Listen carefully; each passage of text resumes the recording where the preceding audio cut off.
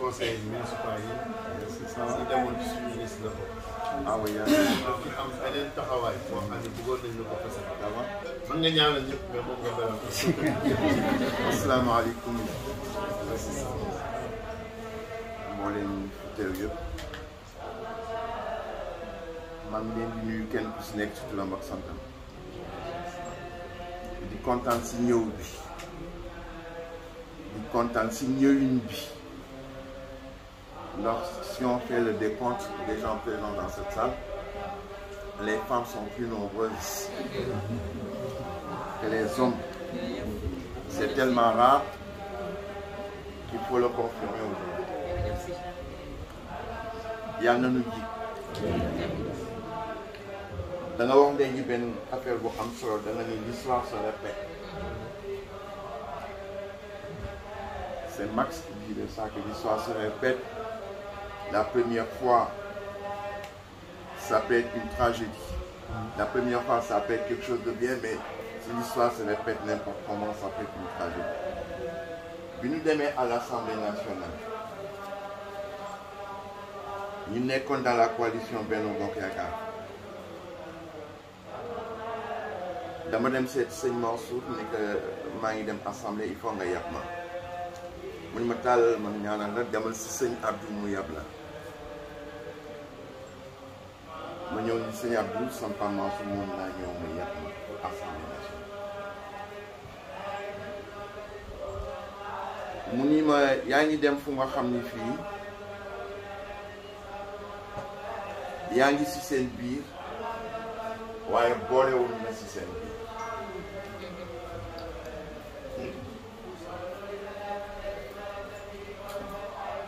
fekk wax na ma ay affaire yu bare bare man mel ni que li nga ma wax yëpp d'accord naa ba mu des bu mujj bi nga ma wax. mu ni ma pourquoi man ni que maa ngi si seen biir parce que dama yàgg si seen biir. waaw dama ni que maa ngi si seen biir parce que dama bokk si seen biir. mu ni ma lu loo boolee si seen biir ma ni que dama yàgg si seen biir. yéen a ma xamul mais les dans ce cas tout ça ils me connaissent depuis ma tendre enfance. mu ne ma gis nga wax boobu ma la wax mun ma xippi sa bët bi xool yaa ngi si seen biir waaye boole wala si seen biir. Macky convoquait l'ensemble des députés de Benno Bokk Yaakaar au palais jamonoy Tabaski nii comme aujourd'hui ni ma toogee noonu di xaar réunion bi ma jékki-jékki rek gis tous les leaders de Benno Bokk Yaakaar jógee sa kaw di wàcc. ba mu des bés du ñàkk yëpp ñoom Youssou Ndour Dansokho Niass Idrissa Seck boobu ñun ñëpp ñu ngi nekk c'était à quelques jours de la fin de la campagne électorale ñoom ñëpp ñu wàcc ñoom daan nañ sawar ñëpp ba mu des bés du ñàkk bi ñu ñëwee ba toog Farba Ngom jël parole li sëñ Mansour la béykat mu ni ma sëriñu Benno Bokk Yaakaar ñaanal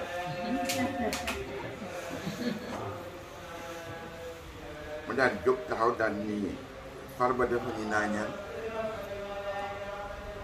waaw ma ni ko waaye danaa ñaan ndax dama bokk si famille boo xam ne bii ku leen gis tàllal leen loxo ñu ñaan leen mooy mbubb mu nga xam ne bii sundee songo dumba si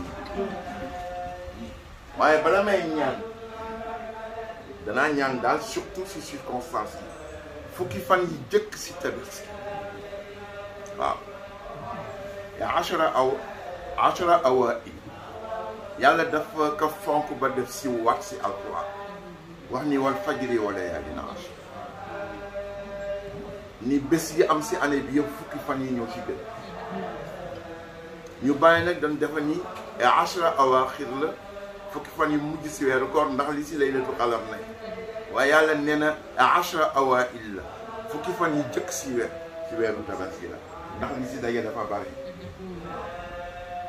tabaski ngi si aja ngi si biir aja arafat am si bésu boppam waaw ma ni que nekk monsieur le président wolof dafa ni loo am lu nekk da nga fexe ba xam li la ko may lan la ma ni ko monsieur le président soo ko def rek sa ngor des ma ni ko commence fait que yéen ñëpp ngeen daje si kaw tous les leaders de Benno Bokk Yaakaar te nous sommes un actionnaire initial de Benno Bokk Yaakaar parce que ñun les 19 qui ont créé Benno Bokk Yaakaar ñun si la ñu bokk à l'hôtel Radisson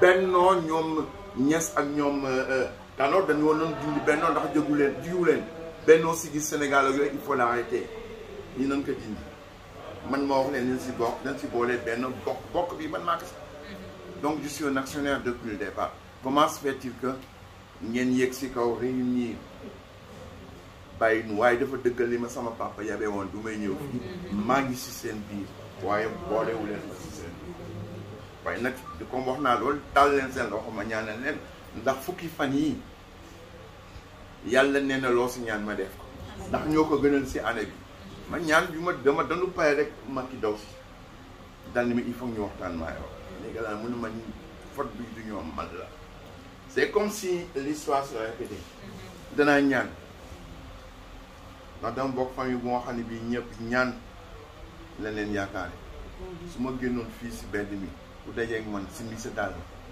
waaw jox ma ñaari loxo tàllal li la tëfli lamb sa poche lu si nekk moo xam maa la ko ñaan moo xam ñaanu ma la ko maa ko moom su ma demoon si benn béréb 1000 personnes nekk fa moo am benn 6 bu ñuy toog mën nañ ko jox un peuple qui te fait tout ça waxtu bu bëtam xonqee si gestoo watale gis c'est ça qui fonde mon action politique ñeen ñëw nag fii indi fi seen bopp fekk fi seen bopp parce que fii la ndam réunion en 2012 ñoom Macky fi la ñu daje ñoom dans su ko toog fii Niass toog fii Niass ñëpp ñëw ñoom lay bàcc ñoom Tanor même suñu amee conflit bi ñu amee conflit fii lañ ko daan réglé donc ñeen ñoo te indi fi seen bopp fekk fi seen bopp et nous avons eu une législature la 12e législature vous aviez un groupe au niveau de l'Assemblée nationale informel mais formel il s'appelait Bés du Ñakk Réew mi Tekki yéen a ngi fàttali ko waaw ñoom ñett ñii ak Mamadou Lamine Diallo ñoom ñoo créé ce groupe là Bés du Ñakk Réew mi Tekki bon ils ont voulu m'attirer là ñoom ñett xarit la ñu woon vraiment je marche pas dans ce cas mais nag da ngeen ñëw tey si jamono du doy waar Sénégal jaxasoo na trop man je suis au cœur de l'action politique depuis 50 ans mais ce qui se passe actuellement je comprends et je le fais avec un pincement de cœur parce que dès que vous avez créé votre coalition je connais les gens qui dirigeaient cette coalition et surtout comment elle s'appelle Abdourahmane Diouf je l'ai suivi dans un certain nombre d'émissions mais il m'avait vraiment impressionné sa rigueur, la structuration de son esprit. Moi, je suis un militant pour moi, ni man mais ñom Abdourahmane Diouf ñu créer une coalition. Pourquoi ñu dit c'est bon? Je dis qu'Abdourahmane dafa créer, je dis ah ce gosse là vraiment il m'inspire confiance. Et moi souvent ça de mon coalition. Moi, je suis un dirigeant démocrate. Je viens, je propose ça à ma direction. Bon, autant, je commençais à peine à participer à la conférence des leaders de Yewwi Askan Wi. Déjà, parce que je suis le seul leader politique du Sénégal. Vous bokkon à la conférence des leaders de Benno Bokk Yaakaar, ba pare bokk à la conférence des leaders de Yewwi Askan Wi. Donc j'avais des éléments de comparaison. Bi ma ñëw rek ba xam ni ñuy liggéey rek gis naa lu ma doyul donc j'ai dit ça à la direction de Bés du Ñakk neen est-ce que xaw ma ndax dégg noonu loolu ma leen doon wax est-ce que l'attelage tiendra le parcours. Man leen y a des coalitions qui se créent ba autant toutes les noms sax je crois que c'est après la ñëw En tout cas, je connaissais la composition, les gens qui composaient cette coalition, et je proposais ça en toute franchise à ma direction nationale. Nous sommes des défis coalition, est-ce que nous nous devons donc là, je suis Omar Sadouni, je suis Omar je les connais. On a fait quand même une législature entière au niveau de l'Assemblée nationale. Mais nous discutions, bon, il y en a qui étaient hésitants, qui disaient non, restons derrière, on a déjà gagné des élections locales, donc on continue tous les législatives.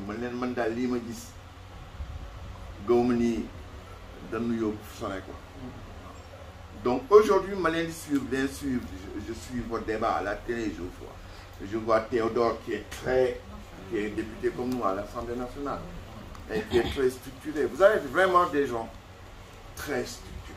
J'ai habité pendant 3 ans avec lui. Ah bon? À Marrakech. À Marrakech. Donc vous avez des gens très structurés. Mais nous sommes dans une situation assez difficile. Nous nous sommes engagés dans une coalition. Et dans la coalition, on dirait que par une opération du Saint-Esprit, on est exclu de toutes les listes. Comment c'est possible? En 2012, on était présent dans 9 départements sur 46. On n'était pas présent à Dakar. Alors que sur nos bases réelles, c'est Dakar. On n'était pas présent à Dakar pour la question de la parité. On n'avait pas assez de femmes à mettre sur les listes, ce qui fait qu'on ne nous a pas retenus. Donc sur 46 départements, sur 9 départements réglementaires, on avait 4 députés. Sur 4 régions. Sur 4 régions. 9 départements sur 4 régions, tout le reste, y compris Dakar. On n'était pas présent. Les gens parlaient de plébiscite. Le texte que tu m'as envoyé avant-hier, il parlait déjà de plébiscite. Donc nous avons une base réelle, on a une base populaire sur laquelle nous pouvons reposer. Mais comment se fait-il que dans les 46 départements du Sénégal, des départements tels que Pikine, tels que Dakar, tels que Rufisque, tels que Dagana, tels que Louga, on est majoritaire, c'est comme nous pouvons reconnaître, y compris Nouakchott. Nouakchott, on est majoritaire. Tous les ans. C'est la plus grande salle de Nouakchott. 10 heures sur le fait qu'il y a ce Doudou.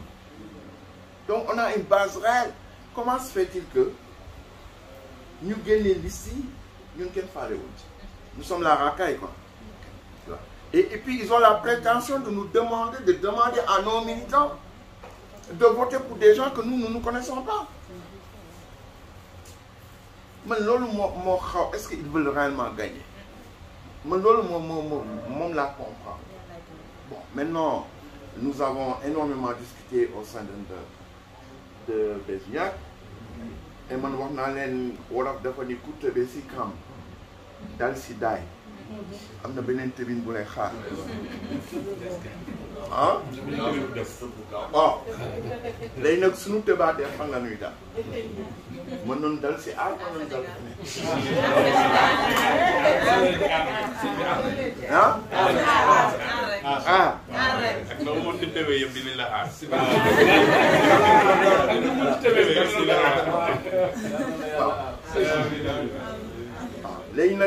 on est en train de discuter. Ce qui est sûr, c'est qu'une organisation qui veut ta perte, qui veut t'exclure du landerneau politique sénégalais, de l'Assemblée nationale, parce que la politique se passe à l'Assemblée nationale. La politique ne se passe pas dans le gouvernement. Donc quelqu'un qui a pour intention de t'éliminer, quelle doit être ta première préoccupation? Ta survie. Et dans cette survie-là, tu t'allies avec des gens qui peuvent t'aider dans cette survie-là. Et c'est ce sur quoi nous sommes en train de discuter. Ce qui est sûr, c'est qu'on ne peut pas aller en campagne avec les Askanwi. Ce n'est pas de notre fait, mais de leur fait. C'est ça. De leur fait. Et Jaurès disait que il faut partir du réel pour aller vers ton idéal. Le réel, c'est quoi? C'est ce que nous sommes en train de vivre. On nous a été exclus, on a exclu de toutes les listes. Donc nous n'existons pas en tant que parti politique. Donc aujourd'hui, nous devons sauver la vie de Bessignac et par rapport à cet objectif-là, puis bëgg lap lo tàllal loxo doo xam mooy kan da ngay jëfandiku rek suñu aar tàllaleen ñu jàpp suñu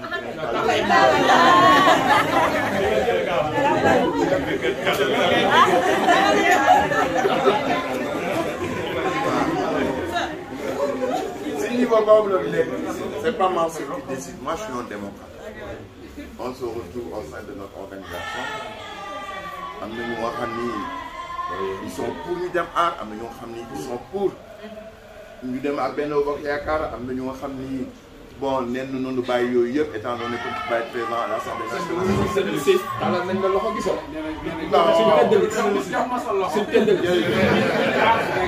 Aar Sénégal. waaw léegi nag foofu lañ toll. On a eu la réunion ici au niveau de Viac. On attendait le 29 juin parce que kenn xamu woon nu mu doon demee. Mais nous sommes dans une situation très grave. Gis nga le 29 juin su manifestation amoon damay romb léegi xar yi nekk fii su fekkee il y a des brigands yu bokk ci manifestation bi attaquer les bergeries qui sont là. Dans une période où il est permis d'acheter des armes. Tout le monde est armé. Mais xoolal le bain de sang que ça aurait produit. Yow nga nekk un leader qui prétend diriger demain le Sénégal. Et ces petits détails-là, doo ko bàyyi xel xam ne nit ñi leneen ils ont l'esprit ailleurs, ils veulent le xaru tabaski, xale yi ñu nekk seen examen, et cetera, et cetera. Mais nga osé ñu dañuy organiser manifestation dans ce contexte-là. Si tu as avoir le minimum de ressenti pour xam ni c'était pas possible, il a fallu que ñu tordre leen de bras pour que nous renoncions. C'est ça le danger de la situation. On ne sait pas dans quoi nous sommes. Et quelquefois, je suis dans Yewwi Askan, je me dis qu'est-ce que je fais dans cette galère-là. Avec toute l'expérience que j'ai eue. Mais tu te retrouves dans des gens, avec des gens yoo xam ni te soo waxee lu tudd gis nga li ñu def ma leen ko jëkk wax ñoom Déthié Fall yi ñuy def dañu mës convoqué benn bés une réunion à midi ñu convoqué une réunion à 18h man j'étais en Mbour ma bindi leen wax leen mais c'est pas possible li ngeen di def ci ay kilifa ñoo fi daje man vous pouvez pas mobiliser même la veille c'est difficile mais le même jour midi 18h nañu daje. C'est de l'amateurisme, ça. Vous travaillez comme des étudiants. Tu vois. Mais ils me sont tombés dessus. Ils ont montré à la face du monde entier que c'était des amateurs. Amateurisme, de telle sorte que nous continuons à réfléchir. C'est comment sauver cette situation-là.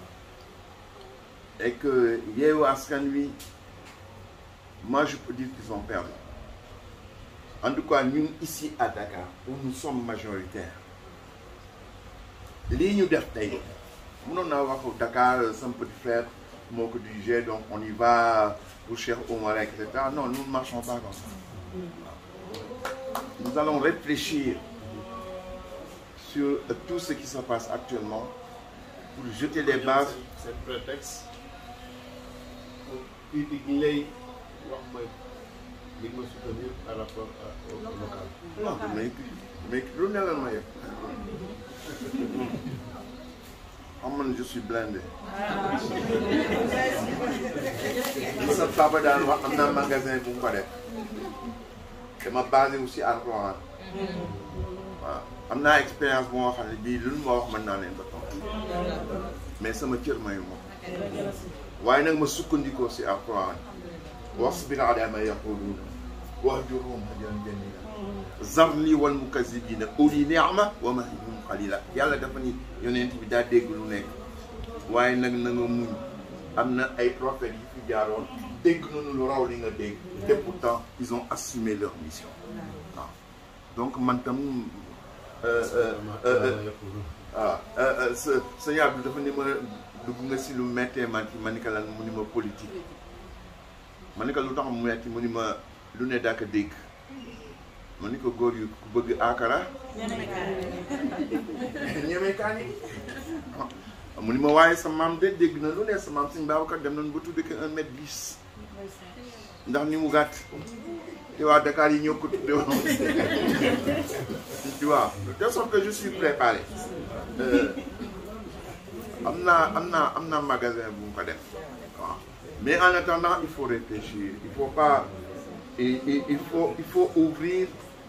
Je suis tenté entre le fait de dire que bon sur pas une carte pour Yewwi Askan Wi mais si nous votons le Yewwi Askan Wi quand nous votons nous-mêmes on est exclu.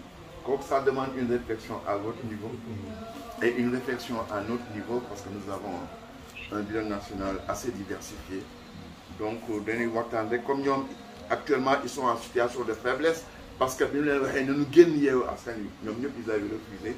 Ils avaient calculé les gains des élections locales. Ni ne comme on a gagné au niveau des élections locales, c'est sûr que si nous poussons tout direct, le Yewwi Askan Wi est le meilleur cadre pour avoir des députés à l'Assemblée nationale. Ce qui n'était pas mon cas. Moi, je leur avais dit que tout le monde sera liste. Nous avons forcé, nous avons donné. Les gens qui sont en situation de faiblesse. Tu vois, et on va réfléchir entre nous. En tout cas, on va se retrouver sur le landerneau politique, sur l'arène, sur le terrain, et au grand profit du Sénégal, et au grand profit de cette fraîcheur, de tous ces jeunes mobilisés pour le Sénégal de demain. Le Sénégal d'aujourd'hui n'est pas le Sénégal de demain. Aujourd'hui, nous avons le pétrole et le gaz. Nous avons de nouvelles perspectives pour notre pays.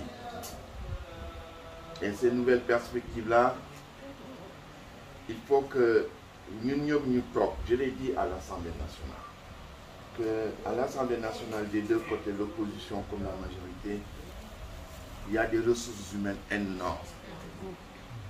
Et j'ai cité des noms. J'ai dit pourquoi on ne se met pas autour d'une table et on met tout ça en musique pour sortir le meilleur des ressources du Sénégal. Regardez ce que Macron est en train de faire. Macron, il est président de la République. Il en est à son 3e Premier ministre. Quel boxe c'est mon parti. Il prend les ministres de souveraineté, le ministre de l'Intérieur, le ministre le ministre des Finances, le ministre des Affaires étrangères. Ministère de souveraineté. Amul kenn ku bokkal parti. Parce qu'il veut qu'on mette les gens qui font à la place qu'il faut. Et il a fait ce sacrifice-là. Mais nous avons énormément de ressources humaines. Ce fait qu'il y a une couille top break dans le tableau parce que c'est parti bien avant. Donc il faut qu'on change notre façon de penser. Nous sommes sentis de nous en tant que Serigne, en tant que grand frère, en tant que leader politique, nous avons lancer comme message. Di ñaan yàlla nag ci barke fukki fan yi yan leen yàlla defal ndam yàlla am na ko mën na ko en tout cas j'ai plein espoir à la jeunesse que vous représentez, à l'expérience que vous avez déjà accumulée et au patriotisme dont vous faites montre à tout instant. Am na ñoo xam ne yaakaar ni ñoom rek ñooy patriote et que le peuple a commencé à se battre en mars 2021 alors que maa ngi fàttaliku fii ci salle bii en mai 68 peut-être la moitié de la salle n'était pas encore née bi nga xamee ni on a lancé le mouvement de grève et que le gouvernement de Senghor avait décidé d'encercler l'université de Dakar malgré les franchises universitaires man dama amoon kër nekk à l'université aussi sama nekk bi nekk fii mi ngi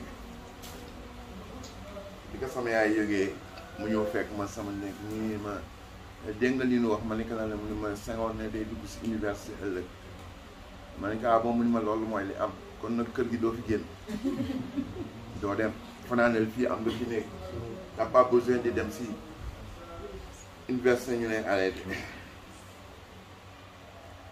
ma toog tout sama papa ñëw ni ma alaaji ma ni ko laa béykat mun ma demal fanaan ni université foog góor yëpp deewee nga deewee fa. C'était en 68 ñu dem à l'université ñu encercler sama chambre universitaire ñu bëtt ko dugal fa ñetti bombe lacrymogène donc impossible de rester dedans ma ubbi fenêtre bi ni ñu tëb rek nekk yow gaa ñaa ñu xaar doon nu ay crosse ba nu tàlli loolu ñëw nag am na ñoo xam ne yaakaar nañu en mars 2021 lañu commencé à se battre alors que les gens se sont toujours battus et ils vont continuer à se battre mais il est maintenant question qu'on se mette autour d'une table qu'on mette toute cette expérience-là en musique pour sortir des perspectives qui puissent réellement réaliser l'émancipation du Sénégal, émancipation pour laquelle nous sommes toujours battus. yal na yàlla yombal yëpp allahumma yaa hayyu yaa man ah d'accord